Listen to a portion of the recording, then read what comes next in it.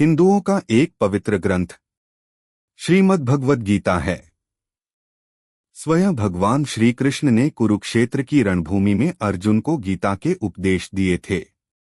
जिस इंसान का मन विचलित हो या उसे चारों तरफ से असफलता और निराशा का सामना करना पड़ रहा है, तो उसे श्रीमद् भगवद गीता पढ़ने की सलाह दी जाती है।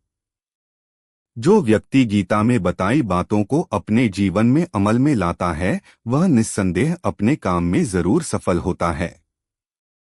यह मनुष्य के पथ प्रदर्शक का काम करता है। नियमित गीता के पाठ करने से मनुष्य का मन काबू में रहता है।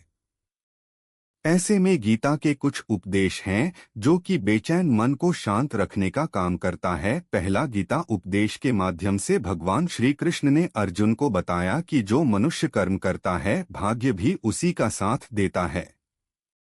मनुष्य कर्म के सहारे भाग्य से ज्यादा प्राप्त कर सकता है। ऐसे में इंसान को केवल भाग्य के सहारे ही नहीं बैठे रहना चाहिए, उसे अपने पुरुषार्थ के हिसाब से कर्म करते रहना चाहिए। अगर इंसान का भाग्य कमजोर भी हो तो वह अपने कर्म से सब कुछ ठीक कर सकता है।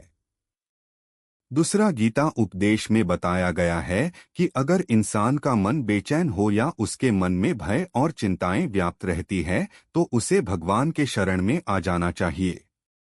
जो इंसान सब कुछ छोड़ भगवान की शरण में आ जाता है, उसमें किसी प्रकार का भय या चिंताएं नहीं रहती है। भगवान की शरण में आने से मनुष्य के सभी पाप नष्ट हो जाते हैं। तीसरा, श्रीमद् भगवद गीता में बताया गया है कि मनुष्य को मोह से दूर रहना चाहिए। जो इंसान मोह में फंस जाता है, उसे हमेशा चिंता और भय सताता रहता है। मोह की वजह से व्यक्ति किसी भी विषय के आसक्ति में फंस जाता है। यह भी बताया गया है कि आसक्ति से इंसान के अंदर काम भाव जागृत होता है और इससे क्रोध भी बढ़ने लगता है। इसलिए उन्होंने कहा है कि व्यक्ति को मोह में नहीं फंसना चाहिए। चौथा, भगवान श्री कृष्ण ने अर्जुन से कहते हैं कि इंसान को हमेशा बुद्धि और विवेक से काम लेना चाहिए। जो इंसान बुद्धि और विवेक को प्राथमिकता नहीं देता है, वह हमेशा परेशान रहता है। उसे किसी न किसी बात की हमेशा चिंता सताती रहती है। अगर मनुष्य विवेक से काम करता है तो उसका मन हमेशा शांत रहता है। पांचवा, श्रीमद् भगवद गीता के मुताबिक जो इंसान केवल कर्म पर ध्यान देता है, उसे असफलता का डर कभी नहीं सताता है। ऐसे में व्यक्ति को कभी भी परिणाम को सोचकर काम नहीं करना चाहिए।